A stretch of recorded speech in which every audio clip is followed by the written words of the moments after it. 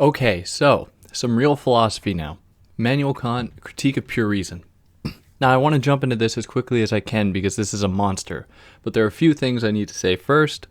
It's kind of like housework.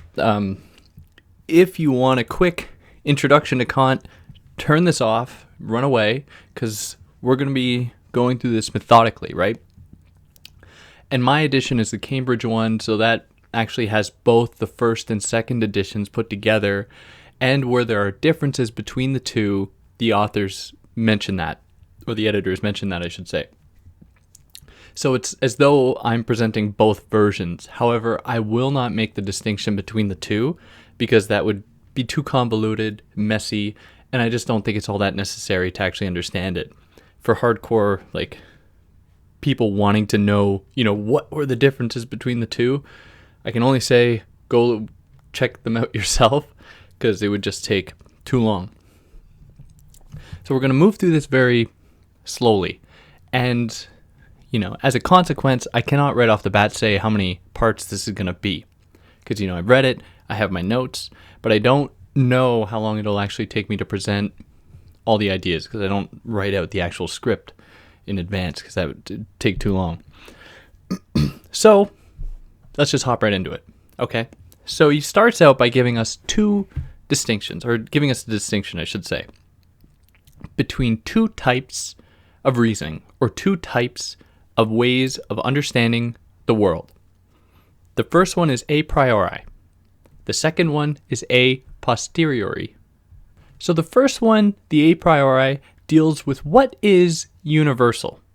Things that we can deduce via our, faculties of reason or cognition, that we can think in our brains and logically arrive at the conclusion that it is a universal statement.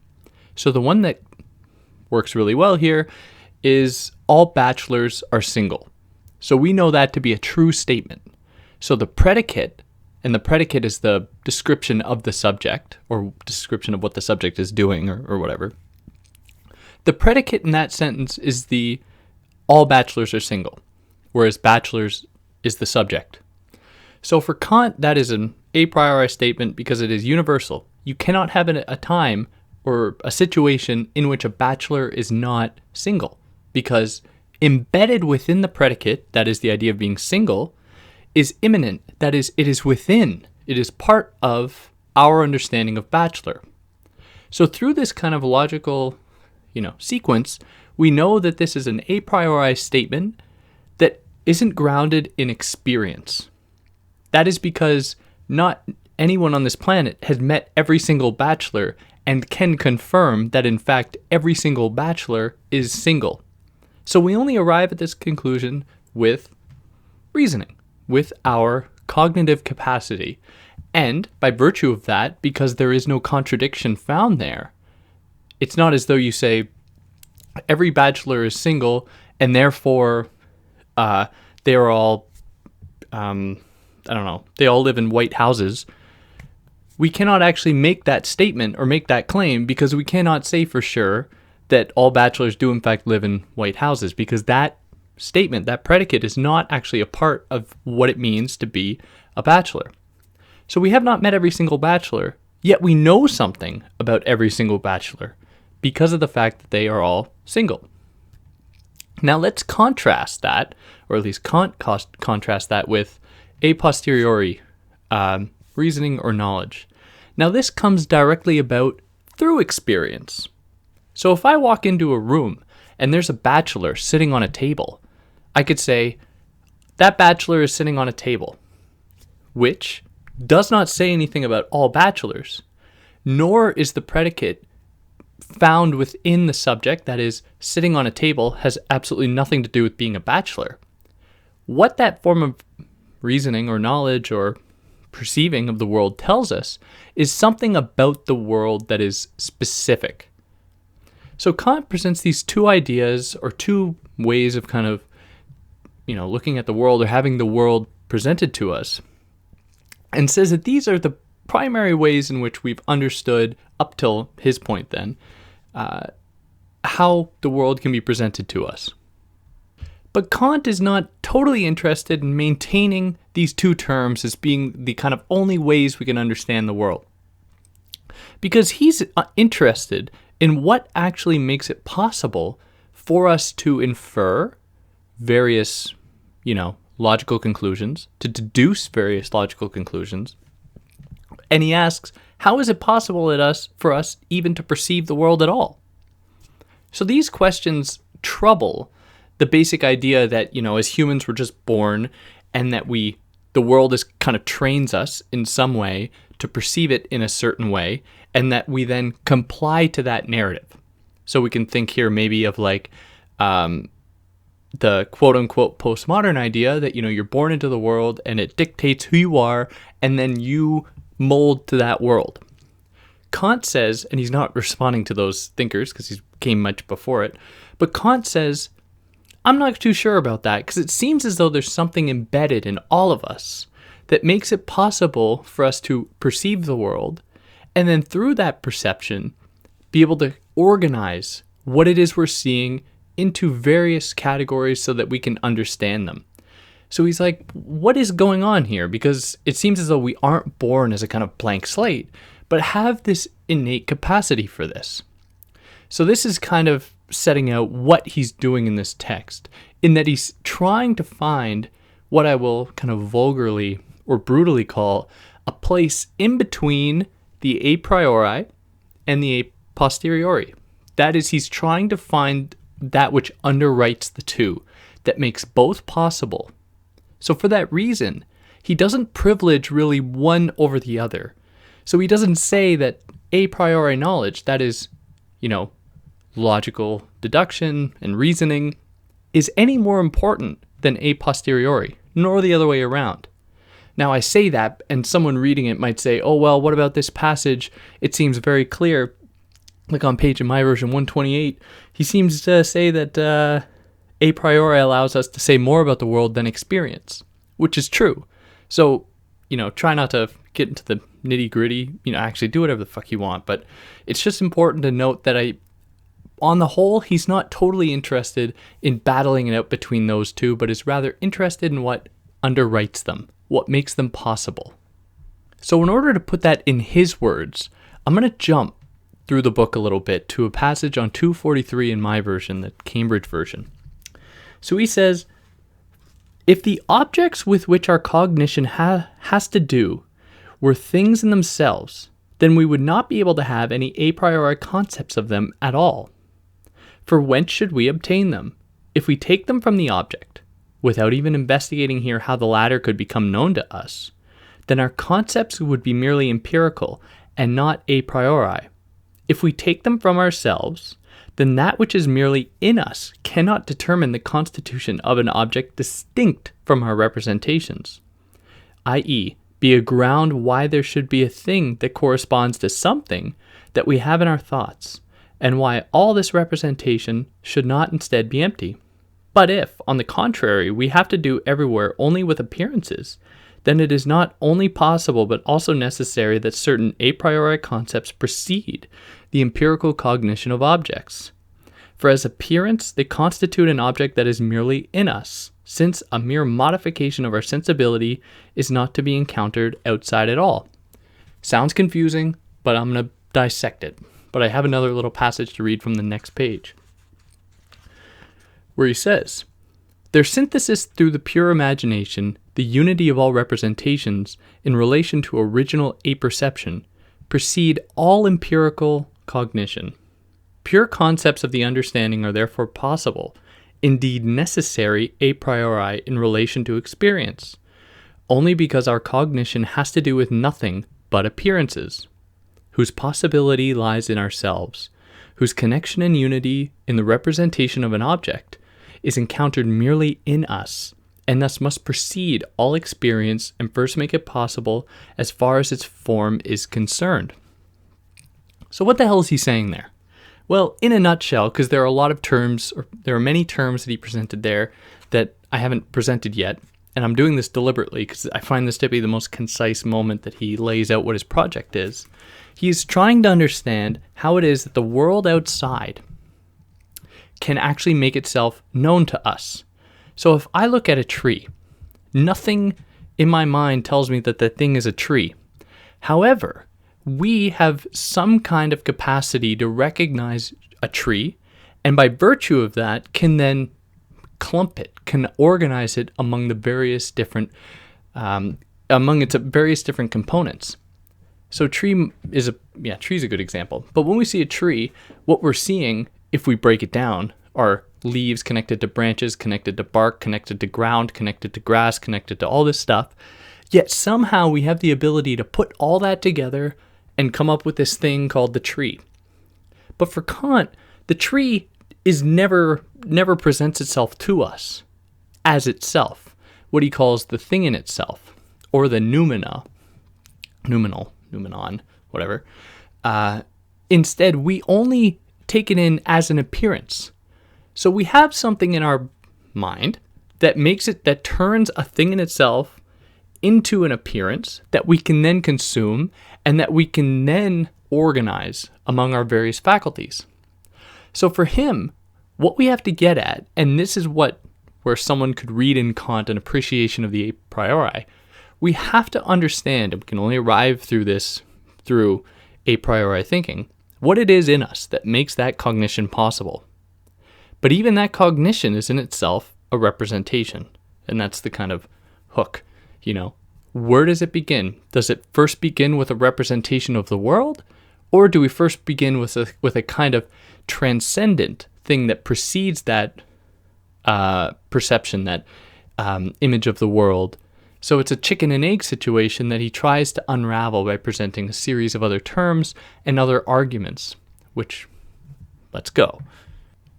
After presenting the distinction between a priori and a posteriori knowledge, he presents us two different forms of judgment, or kind of analysis. Analytic, he calls one, and synthetic. Now these correspond pretty smoothly to the ideas of a priori and a posteriori, respectively.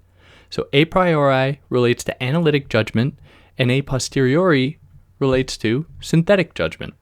So with the analytic, like the a priori, the predicate and the subject are directly linked, like in the case of bachelors being single. And then in the synthetic judgment, there is a disconnection between the two, where that particular judgment is telling us something specific about the world, where the bachelor is sitting on the table. They don't connect to one another fundamentally, but they are telling us something about the world. So the first one, Kant says, is analytic, as I said. He calls that a mode of clarification because it is telling us something universal about the world that helps us build our understanding of it, that is universal. Now, in opposition to that, we have our synthetic form that he calls amplification. That pretty much adds to our knowledge of the world in particular or specific instances. So clarifying the world, because the world is out there and it has various truths that are, logically consistent, and those are being, in a sense, clarified for us. Whereas amplification is telling us something that extends beyond the realm of truth, that is specific to the world. So it is here that he introduces the idea of an a priori synthetic judgment. So this is kind of a mix of the two, to some extent, where he's trying to understand a priori how it is possible that we see the world, can make inferences about it or any kinds of things about it that just by experiencing the world we cannot get. So there must be something that underwrites that possibility, some kind of mode of perception that we are not privy to that makes it possible for us to perceive at all. But because that mode of perception makes experience possible, that is, it makes it possible for us to see the world and then to consume it to some extent as an image, it must precede that experience. Therefore, we can only think about it a priori, that is through logical reasoning and deduction. So this is the synthetic or a priori synthetic judgment.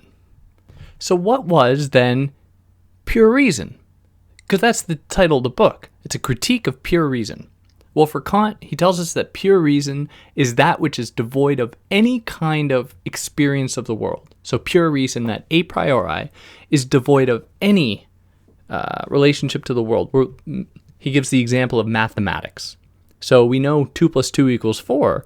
Not because we've seen 2, whatever that is, hopping around in the world, added to another 2 equals 4. We only arrive at that conclusion because we know that following this mathematical theorem that doesn't have any kind of place in the world, or this proof, I should say, has no actual place in the world.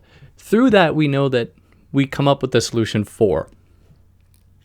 So it's for that reason he presents the distinction between reason and pure reason, where pure reason is totally devoid of any experience of the world, and reason is not necessarily, because we have to know what a bachelor is only by having experienced essentially one bachelor, and through that we can know what, is part, or what are some of the characteristics of a bachelor. So that is, we arrive at through reason. But pure reason, to reiterate, is totally without any kind of sensibility, so it doesn't have to do at all with our sensing or experiencing the world. But for him, pure reason doesn't go far enough, because pure reason is still caught up with things out in the world. It is still caught up with, proving things out in the world without having any connection to it. Whereas he wants to oppose that with what he calls a kind of special science. And this kind of portends, it sets the stage for how he's going to set up or think about, various other kinds of mathematical and physics-like and astronomy and all that type of stuff later on. Because he's interested in the way that there should be a science that evaluates even the conditions for the possibility of a pure cognition or pure reason. So what is it that comes before that capacity to have pure reason, or that makes it even possible? And this is what he calls a transcendental approach. So by looking at something or considering what makes something possible is for him looking at what is transcendent in that.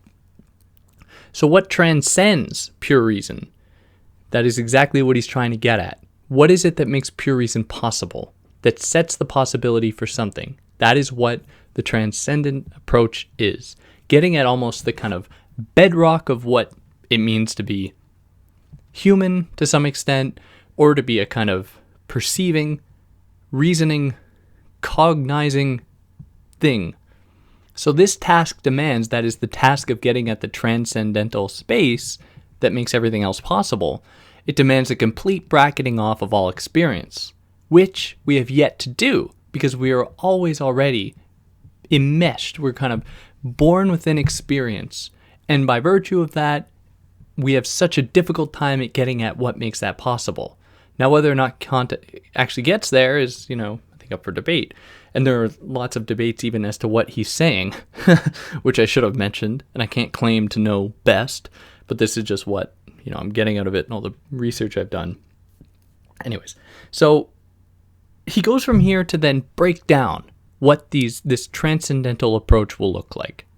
So for him, he gives us an interesting qualification a little later on that I think is important to mention on 196 in my version, where he says that the difference between the transcendental and the empirical, or the experience-oriented synthetic a posteriori that relates to the empirical. So let me repeat. The difference between the transcendental and the empirical, therefore, belongs only to the critique of cognition and does not concern their relation to their object. Because if we were to do that, be concerned with the relation to the object, then we would totally lose sight of our project, because we wouldn't be getting at the crux of the matter that demands a complete bracketing off of everything that it relates to experience, and we'd only be caught then within the realm of experience. We wouldn't get at the heart of things. So then the transcendental approach can be broken into two broad categories. That is Transcendental Aesthetic and Transcendental Logic, where I'm not presenting both at this moment, but we're going to start now with Transcendental Aesthetic. Or well, actually, let's put this on the back burner for 1 second, because there is something, or a couple things I forgot to mention leading up to this point that are important. They come out of the second edition that I forgot to add, even though I said I wasn't going to do that. But anyways, here we go. So there's an important point he makes in the second edition where he says that although we can't actually get at a thing in itself, we are only presented with a kind of appearance of it. He says that that doesn't mean that there's no truth to the thing. Rather, he's interested in kind of crafting a way to actually get at that truth of the thing. But we must understand that up till this point, we can only think of it in terms of our experience. And he calls that thing in itself its substance, like what is beneath the appearance that we consume, that we see, we perceive. What is underneath that is the substance of the thing, or the thing in itself. And he also adds in this edition that pure reason, without a proper investigation of what makes it possible, just relies kind of on dogma. It kind of gives itself over to a kind of divine understanding, which, if anyone knows anything about Kant, he was like an extremely religious person, but you don't really find that in this text. Like, he doesn't just resort to a kind of divine explanation of why things are the way they are. Because for him, if we did that, if we just said, well, God makes it possible, then we wouldn't actually be able to have any understanding of it, which is not satisfactory for him at all. So pure reason then, as that which subtends all faculties of reason and perception, is concerned with God when it's concerned with God, freedom, and immortality, very big questions. So if these areas are explored without an examination of reason and perception, that which subtends that possibility, then they are merely assumed as dogma, taken metaphysically without any real explanation, a kind of odd materialism found in Kant here, that is getting at the crux of the thing, even though it's a kind of transcendent materialism. It goes beyond what, the empirical nature of the world. So this is probably, and what follows here is probably the most important point to take that I should have mentioned earlier, and that shines poorly on me, reflects poorly on me, and it shows here that I don't edit these things, so this is all kind of, I don't know why I do this to myself. An example of a synthetic a priori, which we've presented so far as a kind of in between the a priori in the a posteriori, looks like this, and this is the one that Kant gives. Everything that happens has its cause. How do we know that that is true? So if everything that happens has its cause, we know that in fact it is true because nothing just pops out of thin air. Like, matter can be neither created nor destroyed. Like, everything must come from something that already exists. Because there is no divine deus ex machina hand of God that just brings pop and something's there. But we haven't experienced every event, nor can we actually make the inference, the kind of deduction, that a thing, if we're witnessing something, will always result in another thing, because it might not all the time.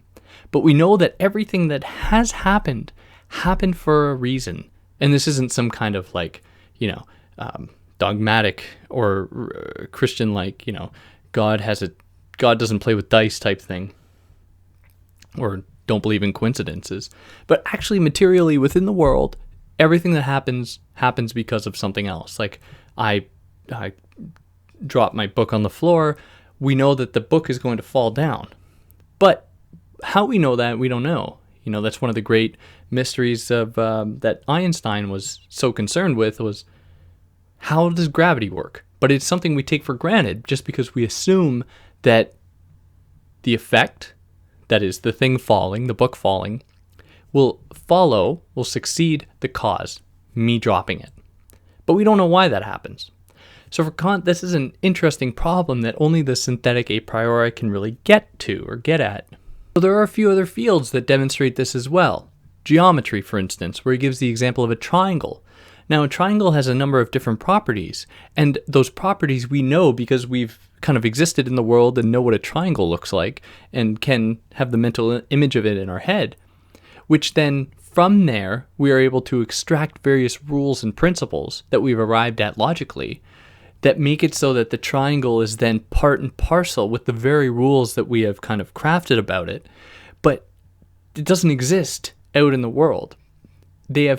We've come to reveal a kind of truth of the thing that extends beyond our experiencing it and extends beyond our reasoning it, because without knowing what a triangle is, we couldn't arrive at that conclusion. So the transcendental approach that takes the example of geometry or any of the other, because he gives a few other examples like in natural science, mathematics, all this type of stuff, it demands a kind of speculation, or it's a kind of speculative philosophy for him. That is the transcendental approach, because it is so far removed from everything we know pertaining to reality and reason and logic and all that, in that it's totally outside of our realm of understanding. So here we get now into the Transcendental Aesthetic. So the Transcendental Aesthetic is concerned primarily with sensation, with intuition. So what it is we see in the world, that is the world as empirical, but it is still an empiricism that is found only in images, because that's the only way we can actually engage with the world, through our senses. That is what the Transcendental Aesthetic is interested in, specifically in those faculties, in perceiving the world, with some caveats here and there, but we'll get into that. So he begins the section by saying that intuition is opposed to the concept, which is merely the mark of the intuition. So intuition is like when you see a tree and you're able to clump it into an idea that you are not supposed to be scared of the tree. There's something about the tree that comes to you through intuition, the kind of feeling you have from it, the gut feeling, that tells you various things about it.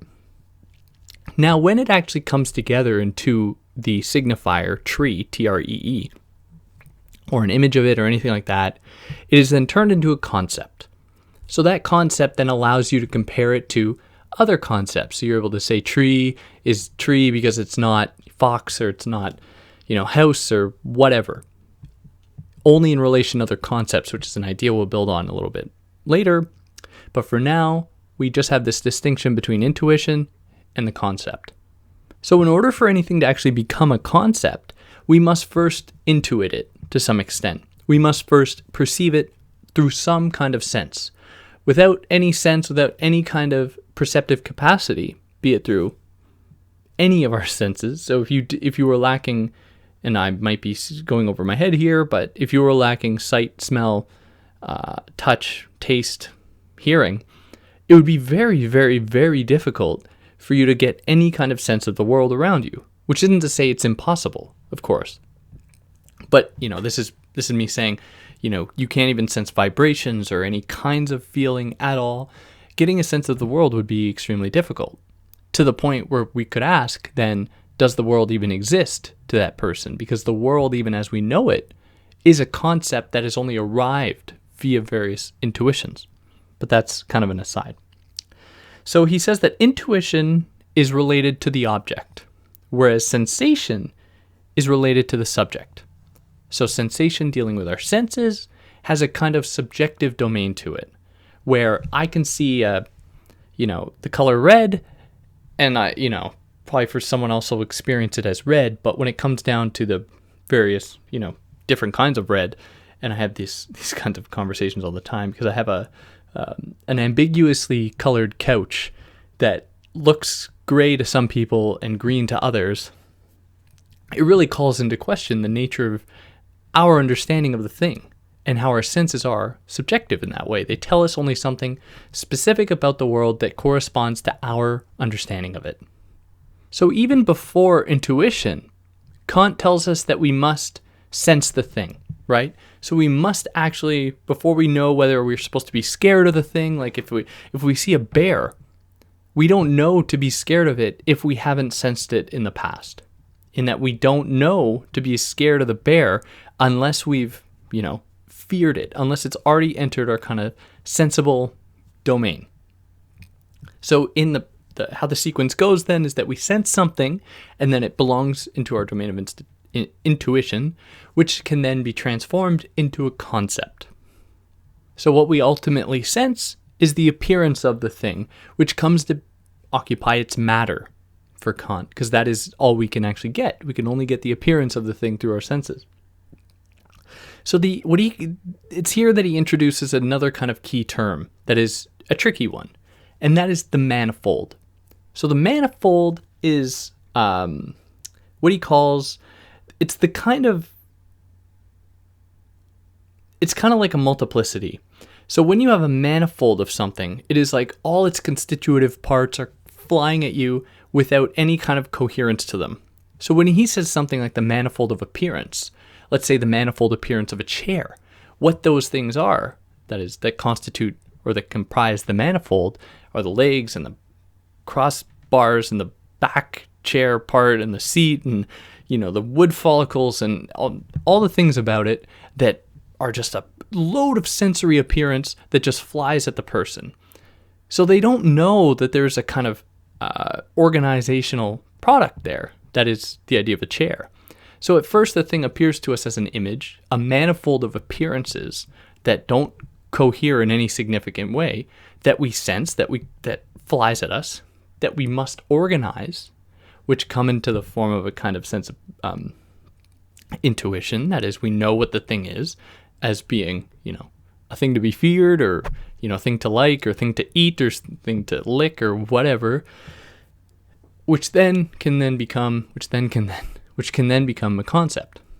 So to relate this back to the question of what underwrites this possibility, Kant says, how is it possible that we are able to actually organize? Because it seems to come before thought, because thought for him only occurs really when you're able to organize various things, various concepts. How is it that we know to even organize a thing, to intuit it, to make it so that we know not to be scared of it or anything like that? So to kind of riff off of this, or to kind of explain how there are kind of a priori principles when it comes to sensing things, that is, there are things that we know about before we even know how to even think about something, he tells us that there are two parts of the world that are unchanging and that are fundamentally universal. That is, same as unchanging. And those are space and time. So let's jump ahead here, because he has a nice passage on 248 that kind of lays it out in a good way. So he says that the supreme principle of the possibility of all intuition in relation to sensibility was, according to the Transcendental Aesthetic, that all the manifold of sensibility, so that is all the kind of crap of sensibility, stand under the formal conditions of space and time. So for him, space and time are pure things. That is, they're pure kind of concepts that exist in the world that we have embedded within us an understanding of without us having experienced them. So he starts out with space. So he says that space is that which is intuited outside of seeing, outside of a seeing subject, and it allows everything else to be perceived. So the very possibility of us to experience anything at all demands that we have this understanding of space, because it is impossible for us to talk about anything, for us to intuit anything, for us to sense anything that exists outside of space, because everything is within it. So we must be born to some extent, or must have a faculty within us that recognizes this space, and what is more, and he doesn't really mention this, but is actually able to kind of render it transparent, or to kind of make it, kind of erase it from being a part of our kind of active perception of the world, so that it just kind of acts as the background, yet a necessary background. And I should add that the reason that it doesn't arrive to us a posteriori, that is, our understanding of space doesn't come about through experiencing the world, would be that if that were the case, we wouldn't be able to universalize its presence. It would only exist in specific instances at specific times. Whereas for Kant, he says it's everywhere. So we can't say that. It must be, it must be a pure thing that is completely devoid of experience or any kind of change or alteration. So he tells us on page 161 that the transcendental concept of appearances in space, on the contrary, is a critical reminder that absolutely nothing that is intuited in space is a thing in itself, and that space is not a form that is proper to anything in itself, but rather that objects in themselves are not known to us at all, and that what we call outer objects are nothing other than mere representations of our sensibility, whose form is space, but whose true correlates, i.e. the thing in itself, is not and cannot be cognized through them, but is also never asked after an experience.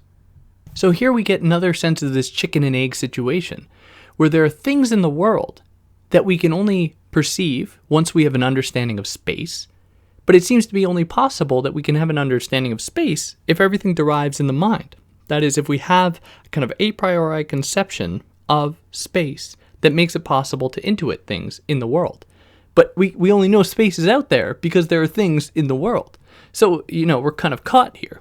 So getting at this transcendental aesthetic is looking at what subtends that possibility.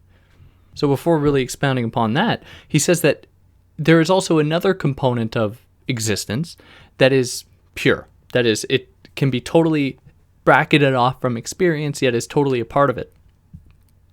That is time. So in addition to space, he tells us that time gives us the possibility of seeing things in sequence. So that we see a thing in space, we can actually make a difference between, if I have a lamp on a table, as I do here, and then someone else later comes to put in the exact same spot, a trophy, I know these two things are not the same because over the course of time, because I have a concept of things being possibly changing, because without time you wouldn't know things can in fact change. That is, the objects in the world or their appearances can in fact change. Without that knowledge, I would just assume these two things were the same thing. So time and space complement one another.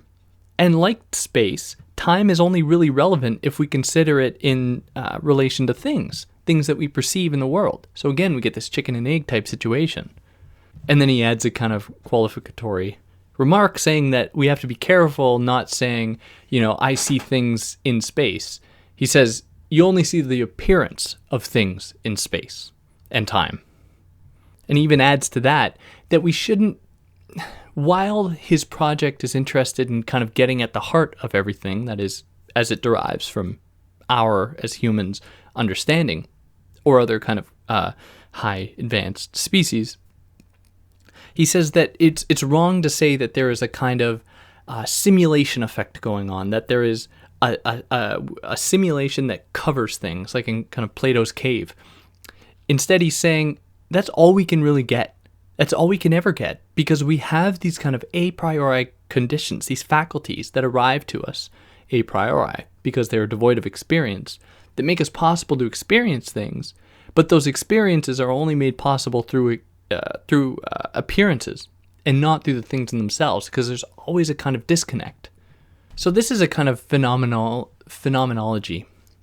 So that is the idea that we perceive the world as appearance, and that it's through those appearances that we come to constitute the world through our intuitions of them, through our sensations, through our concepts of them, which then come to alter how we perceive them. So there's a kind of giving and taking between the two, between appearances and the sensing subject, not between the thing in itself and the sensing subject, because that doesn't work. So Kant says that if we can accept that we can only see the world through appearances, we've made a huge step in the right direction. Because if that is a fundamental truth of how things are, because we can't get at the thing in itself, then we can learn a lot about what the faculties are within us that make it possible to do that. Because if we, if I see a car and I have no idea what a car is, and someone comes along and starts like rolling it, like it's at like a homecoming party or like a tailgate or something, some crazy, white boy shit thing to do, rolling like a car around, and I had no understanding of what a car was. By my seeing that, I would kind of be misled as to what a car is. So for Kant, it's very much the same thing in that he's trying to get at what things are, I guess, as processes of appearance, as things that, as they appear to us, as they properly arrive from a thing, which again, we can't perceive in itself, but through its appearance, that we must be totally aware of.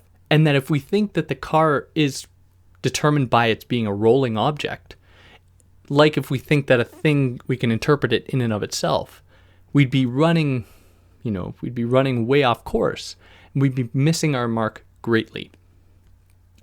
So once he concludes here, that's how he kind of wraps up his Transcendental Aesthetic, he then moves into the other transcendental approach, that is the Transcendental Logic. Now this is concerned with cognition, primarily, among other things. So for him, cognition arrives through a two-step process. The first step being the reception of representations. So this is already assuming that a number of things have occurred from the domain of the Transcendental Aesthetic.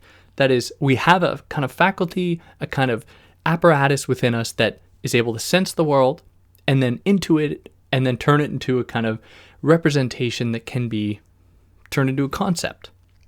So cognition demands some of that having already occurred so that we are perceiving a representation of something. So that's the first step. And the second step is that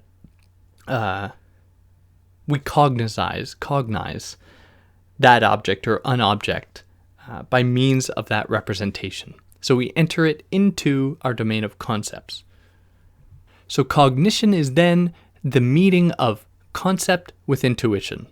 So we are able to then this will come a little later, but insert judgment, where we can know that lamp, or at least our understanding of it, is different from phone because of X, Y, and Z experiences we've had of the various things, the various representations we've had, the various ways they've entered, they've become concepts and so on and so forth. And that it is fundamentally impossible for us to have cognition without having a concept nor having had an intuition, because you cannot have one without the other. You cannot have a concept of something without having ever, understood what the thing is. So concept is primarily interested, or that is what cognition is for Kant. So this distinction goes further, where he says that to receive a representation, that is to receive a thing in the world, demands sensibility, or that is the process of sensing something. Whereas to bring forth your own representations, that is through, art or poetry or any kind of creative capacity, demands understanding. So intuition for him is only ever sensible, where thinking can only come out of understanding, that is kind of cognition. So as far as this domain of cognition goes, he says that logic is divided into two fundamental categories. That is elementary logic, which is a general logic, which is ultimately indifferent to the object that is being evaluated. And then there is the particular, which is interested in the specific signs for a specific thing. So a general logic might look like this, like 1 + 1 = 2. And we know that that is a general kind of proof that exists everywhere. But if I take a particular instance and I related it to an experience of the world, that is, I related it to heterosexual coupling, 1 + 1 does not equal 2. Rather, it equals 1. Or you could say it equals 3. Because if you have one person plus one person, and they, assuming that they have one child and they don't have twins or something, what these two bring together is not 2, or is not, is not 2, but is actually 3 in that 1 is added, or is 1 in that we consider the 2, the end product being the result of the 2 first propositions, so the 2 first, initiatory proponents of the equation. Jesus. So we could see a distinction there between what he says, logic being divided into general logic and particular logic. So to this distinction, he says the particular is interesting, but for him, he's really interested in the general. So now he takes his general logic and further bifurcates it, demarcates it, splits it, where he says that, and I'll just read it. A general but pure understanding, or pure logic, therefore has to do with strictly a priori principles, and is a canon of the understanding and reason, but only in regard to what is formal in their use, be the content what it may, empirical or transcendental.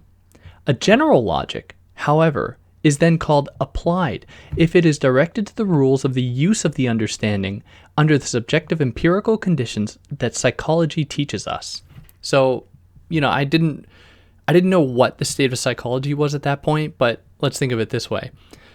If I were to put forward a science that was interested in the way that people perceive things, and I were to, dig in the brain and find, various kind of true, real, always already there things of the brain that make it possible for me to sense, through sight and are able to see things in the world through that capacity, I would be doing an applied general logic, kind of general science, because it would be, general in that it applies to us all, but it's not transcendental in that it's not getting at the crux of what makes even those things possible, because it's too grounded in, the kind of material, physical, empirical part of the world.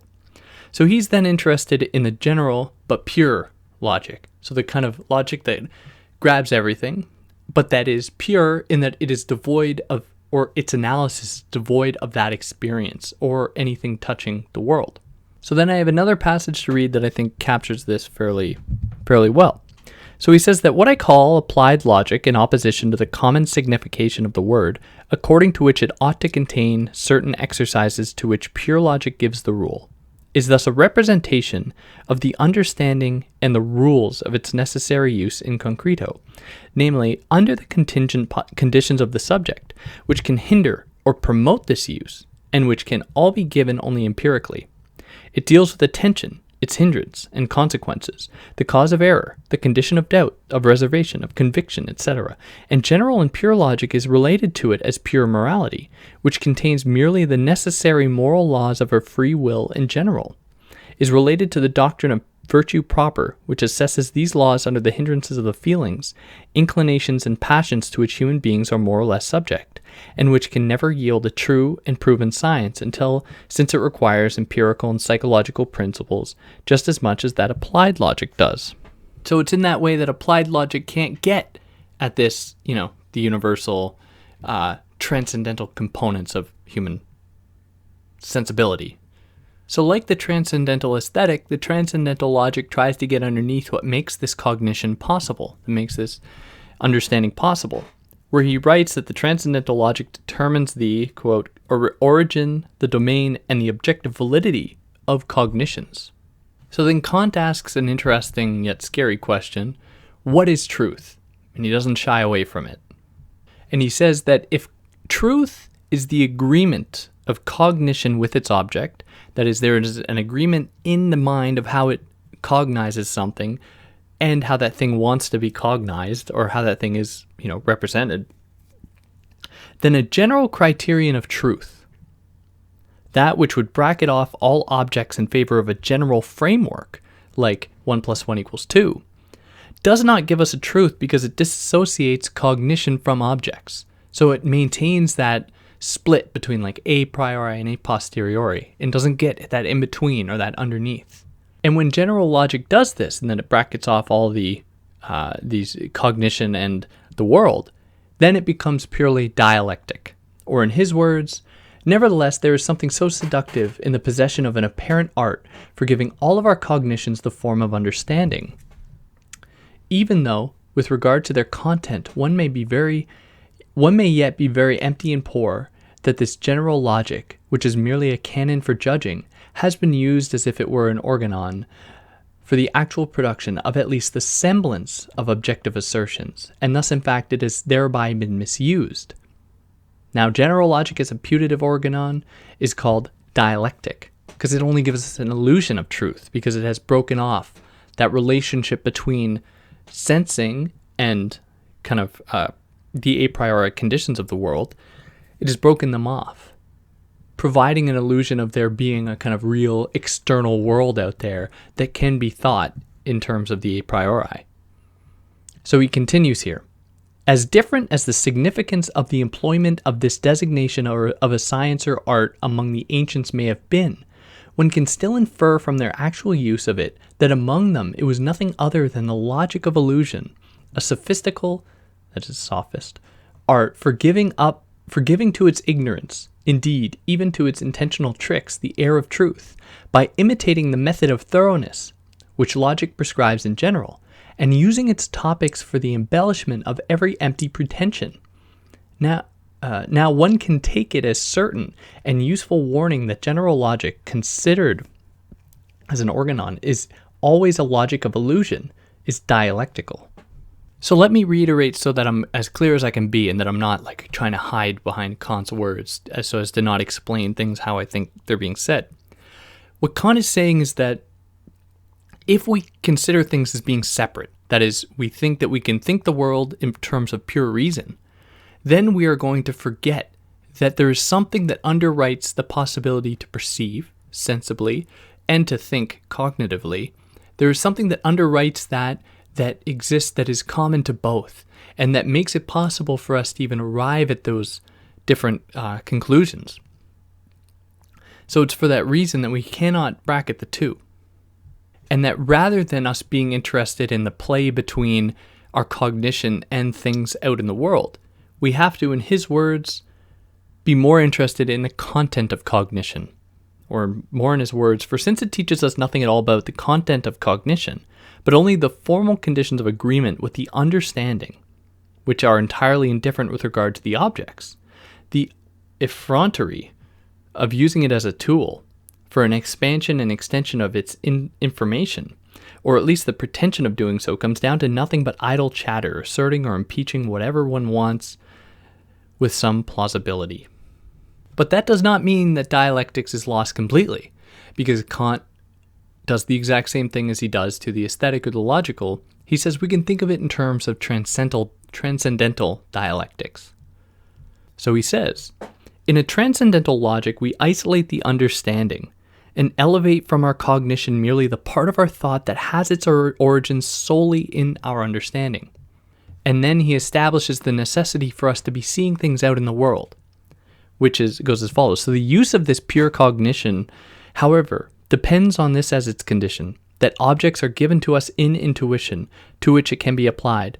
For without intuition, all our cognition would lack objects and therefore remain completely empty. So the part of transcendental logic, therefore, that expounds the elements of the pure cognition of the understanding, and the principles without which no object can be thought at all, in the Transcendental Analytic, and at the same time, a logic of truth. But again, that only assesses the distinction or the kind of compatibility between our thinking of the object and the object itself, that is the appearance of the thing, which is only dealing with things in pure terms. So the use of the pure understanding would in this case therefore be dialectically right. The second part of the transcendental logic must therefore be a critique of this dialectical illusion, and is called Transcendental Dialectics. Not as an art of dogmatically arousing such illusion, an unfortunate highly prevalent art among the manifold works of metaphysical jugglery, but rather as a critique of the understanding and reason in regard to their hyperphysical use, in order to uncover the false illusion of their groundless pretensions, and to reduce their claims to invention and amplification, putatively to be attained through transcendental principles, to the mere assessment and evaluation of the pure understanding, guarding it against sophistical tricks. So then one more passage I'll read here before closing this out. He says that I understand by an analytic of concepts not their analysis, or the usual procedure of philosophical investigations, that of analyzing the content of concepts that present themselves and bringing them to distinctness, but rather the much less frequently attempted analysis of the faculty of understanding itself, in order to research the possibility of a priori concepts by seeking them only in the understanding of their birthplace, and analyzing its pure use in general. For this is the proper business of a transcendental philosophy. The rest is the logical treatment of concepts in philosophy in general. So we will therefore pursue the pure concepts into their first seeds and predispositions in the human understanding, where they lie ready, until with the opportunity of experience they are finally developed and exhibited in their clarity by the very same understanding, liberated from the empirical conditions attaching to them. So that, I'll stop there. So that deals up to, in my version, the end of the transcendental logic, and having gone through the Transcendental Aesthetic. And then from here we move on to the section titled dealing with the analytic concepts. So this is where we're going to get into judgment. So the analytic of concepts, this is the first chapter, on the clue to the discovery of all pure concepts of the understanding. So we get up to that far. So this will probably be like 6 parts, but maybe it'll probably go quicker because there is some, it's a little repetitive. But anyways, I hope you liked what you heard. I hope I was faithful to what Kant was doing.